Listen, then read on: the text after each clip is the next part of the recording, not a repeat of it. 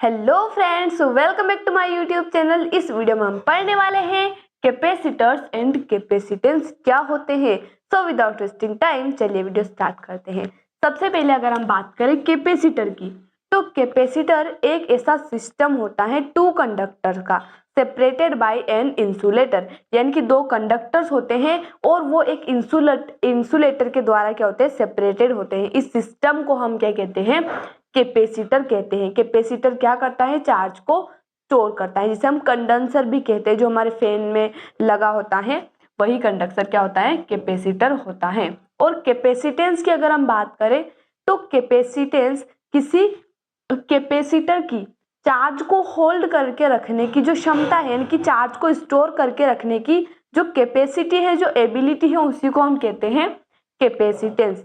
और कैपेसिटेंस का फॉर्मूला क्या होता है वो हम देख लेते हैं। तो जो चार्ज होता है वो डायरेक्टली प्रोपोर्शनल होता है वोल्टेज के। जितना ज्यादा वोल्टेज होगा उतना ज्यादा क्या होगा, चार्ज होगा। और प्रोपोर्शनल हटा के हम कांस्टेंट लगाते हैं सी। सी ही क्या होता है, हमारा कैपेसिटेंस होता है। और इसकी यूनिट क्या हो जाएगी, यहाँ से हम देखेंगे अगर, तो ये जो वोल्टेज है वो नीचे आ जाएगा और कूलाम्ब पर वोल्ट क्या हो जाएगी, इसकी यूनिट हो जाएगी। डायमेंशनल फॉर्मूला की अगर हम बात करें तो यहाँ से चार्ज और वोल्टेज के डायमेंशनल फॉर्मूला हम निकालेंगे और इसका डायमेंशनल फॉर्मूला मिल जाएगा M-1 L-2 T4। और यहाँ पर करंट भी साथ में रहेगा ना गाइस, तो A2 आ जाएगा। ये क्या हो जाएगा, इसका डायमेंशनल फॉर्मूला हो जाएगा। और ये जो C होता है, कैपेसिटेंस होता है, ये डिपेंड करता है टू चीजों पर। पहली चीज है डायमेंशंस ऑफ कैपेसिटर, यानी कि डायमेंशन पे भी डिपेंड करता है कि शेप अलग होगा तो इसकी कैपेसिटी भी क्या होगी, अलग अलग होगी चार्ज को होल्ड करने की। और सेकेंड होता है नेचर ऑफ मटेरियल यूज्ड, यानी कि उसे बनाने में जो मटेरियल यूज किया गया है उस पर भी डिपेंड करता है कैपेसिटेंस, यानी कि उसकी कैपेसिटी। यहाँ तक बात क्लियर है।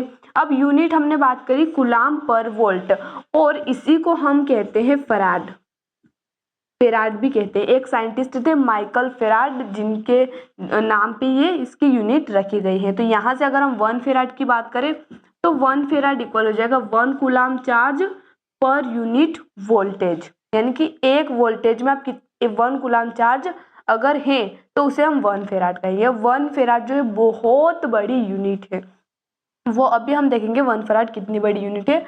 उससे पहले हम यहाँ पर बात कर लेते हैं कि अगर हमारे पास एक स्फेरिकल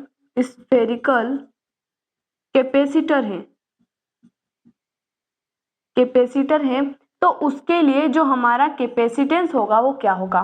तो हमें पता है कि वोल्टेज इक्वल होता है KQ/R, और हमारा जो स्फेरिकल कैपेसिटर है उसकी रेडियस क्या है, R, तो डिस्टेंस हमारी हो जाएगी R। इस पर क्या है, पॉजिटिव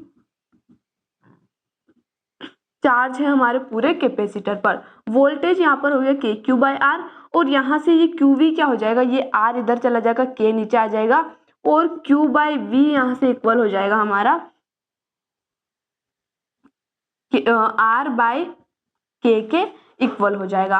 और Q/V यहाँ से देख सकते हैं आप, C इक्वल हो जाएगा Q/V, यानी कि Q/V को हम C भी लिख सकते हैं, तो C इक्वल हो जाएगा R/K के। अगर हम इस कैपेसिटेंस यानी कि 1 फेराड अगर हमारी कैपेसिटेंस हम रखना चाहते हैं तो फिर हमें उस रेडियस क्या होगी, यानी कि कितना बड़ा हमें शेप लेना होगा कैपेसिटर का 1 फेराड कैपेसिटेंस को स्टोर करने की, 1 फेराड कैपेसिटेंस के लिए। तो अगर हम कैपेसिटेंस की वैल्यू 1 रखते हैं तो R/K हमें मिलेगा, यानी कि K 1 के मल्टीप्लाई में चला जाएगा, तो R इक्वल हो जाएगा K की वैल्यू क्या होती है, 9 × 10⁹ मीटर। तो इतनी रेडियस वाला हमें स्फीयर चाहिए होगा 1 फेराड कैपेसिटेंस वाले कैपेसिटर को बनाने के लिए। और आप सोच सकते हैं इतनी रेडियस कितनी ज्यादा हो सकती है। अर्थ की रेडियस की अगर हम बात करें तो 6400 किलोमीटर, यानी कि 6.4 × 10⁶ मीटर क्या होती है, अर्थ की रेडियस होती है। और ये 9 ×